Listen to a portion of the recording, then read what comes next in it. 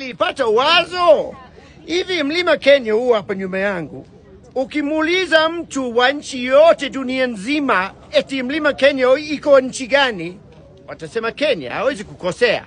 Shida yetu Kilimanjaro sio jina la nchi yetu, si ubadilisha basi Kilimanjaro itwe mlima Tanzania au vipi? Lakini Wachaga wakwe wataniua, wasema jina ni Kilimanjaro bwana, bora ubadilishe jina la taifa liwe Kilimanjaro. Basi tubadilishe jina la taifa liwe Kilimanjaro. Bonge la masa, watu watasema I say ile nchi imebadilisha jina kwa sababu gani? Kwa sababu ya mlima Kilimanjaro.